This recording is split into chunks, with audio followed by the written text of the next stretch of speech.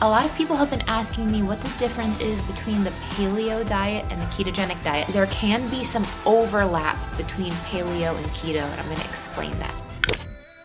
When people are on the paleo diet, what they end up eating, they accidentally have a tendency to go lower carb on a paleo style protocol.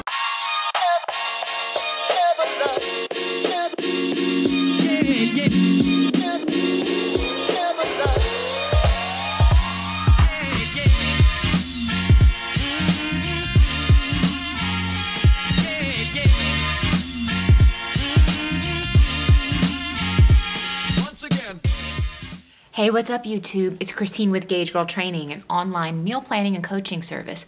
Today I'm going to talk to you guys about the difference between the paleo diet as well as the ketogenic diet. So let's get started. All right, so if you're just joining me, showing some hometown love for the Eagles. You guys know I'm from Philadelphia, and just a huge congratulations to the Eagles for winning their first Super Bowl. I'm so excited for the parade that is going to take place in Philadelphia. It's about to be insane. But I wanted to address a question that I've been getting a lot of lately, and a lot of people have been asking me what the difference is between the paleo diet and the ketogenic diet.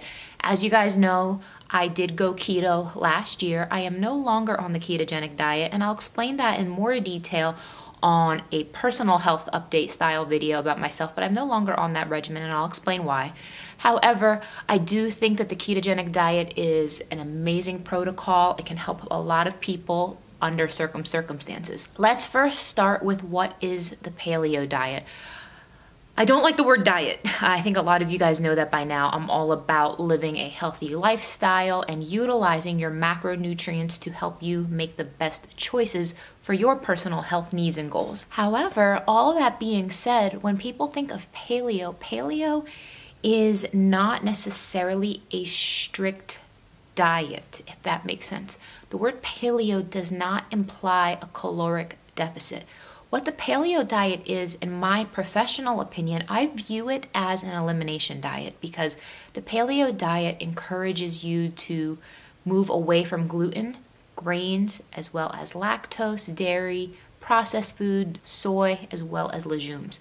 That leaves you with a lot of lean proteins, high quality fats, gluten-free and grain-free sources of carbohydrates like sweet potatoes, plantains, some fruit. I think that paleo is a great starting place for those who have a longer weight loss journey or who just need a complete overhaul to their overall nutrition. If you have just been eating processed foods, eating lots of garbage, the concept of paleo allows your body to eat real whole foods, minimize inflammation as a result of that, and it can support weight loss, but weight loss will only occur if you are in a caloric deficit. What happens is when people are on the paleo diet, what they end up eating, they accidentally have a tendency to go lower carb on a paleo style protocol because you're not eating bread, you're not eating grains, you're not eating pasta, you're not eating rice.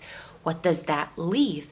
Well, that leaves, some carbs. There are paleo-friendly carbs like spaghetti squash, acorn squash, sweet potatoes, zucchini, all that kind of stuff, but they tend to be lower in carb, and some people on paleo accidentally go low carb, eating a higher ratio of fat and a moderate amount of protein. Now, the ketogenic diet is a specific macronutrient ratio split, which there can be some overlap between paleo and keto, and I'm going to explain that. Keto is approximately 70 to 75% fat, 20 to 25% protein, and the balance being carbs, which ends up around 5% net carbs. Net carbs means that we have subtracted the fiber out.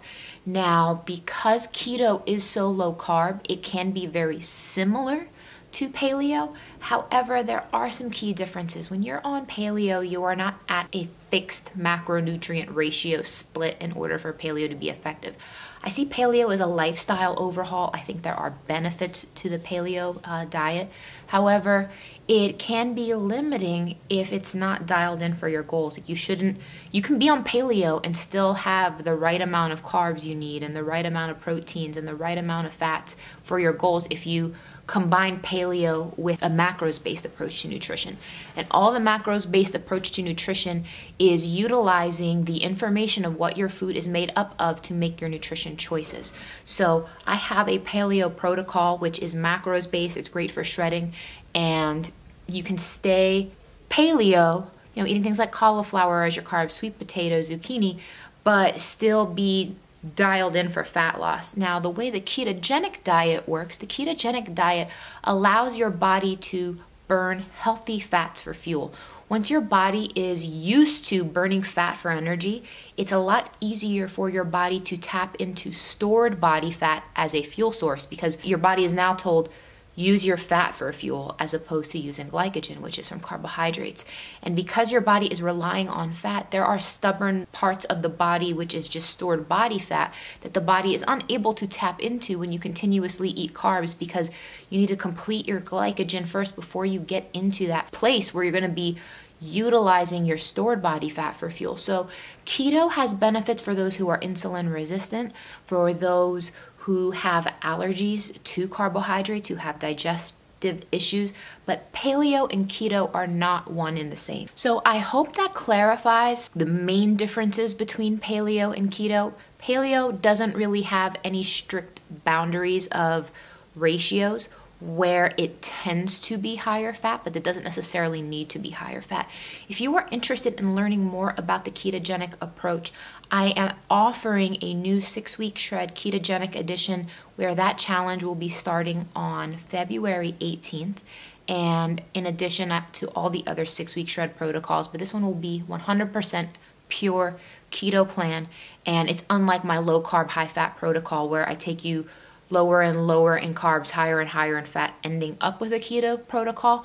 This is going to be strict keto for the whole protocol. It's a 42-day do-it-yourself meal plan, lots of fun recipes and menus, and it's a great challenge to support shredding body fat. So my 6-week shred program is a slightly more aggressive program. It allows you to experience the utmost in fat loss.